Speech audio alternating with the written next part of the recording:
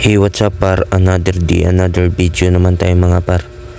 Dahil katapos ko lang bumiyahe par at dito na ako sa warehouse par. Dito na lang ako manangalian. At ayan, ulam ko par. Pritong manok. Ayan, shish, kain tayo mga par. Ganyan talaga yung buhay ng delivery par. Kung saan sila abutan ng gutom par, doon na rin kakain. At ina-allowed naman ng company namin yan par. Kahit lampas na ng lunch break par, basta hindi ka nakakain, pinagbibigyan ka talaga ng kumpanya par para kumain bago bumiyahe naman ulit par. Ayan, shish, kain tayo mga par. Diba? Mahirap kasi par bumiyahe, nagutom eh. Ganun talaga par, tiyaga-tiyaga lang par. Kasi sa probinsya kasi par, mababa talaga yung sahod.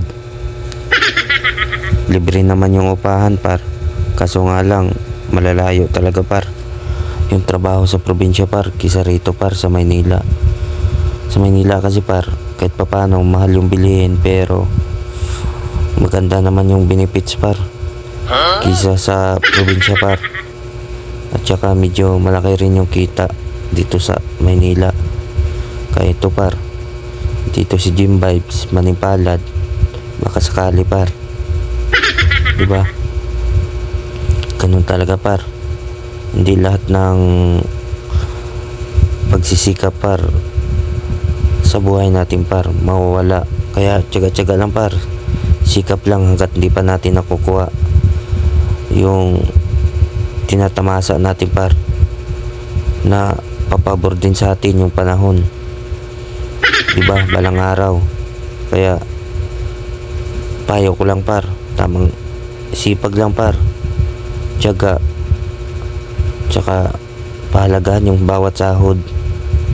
Kasi hirap kitain talaga yung pera par dito sa Maynila. Kaya yung payo ko lang sa mga taga-probinsya par, palagahan yung sinasahod par at magtira din sa sarili. Huwag basta iubos sa pamilya par. Kasi mahirap dito par eh. Wala ka ditong kamag-anak, ikaw lang mismo par. Malungkot naman pero tiyaga-tiyaga lang talaga par.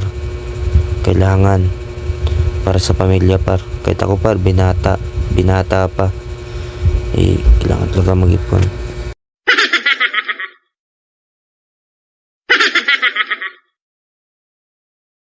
Itong gusto ko sa manok par, wings, yung gusto ko.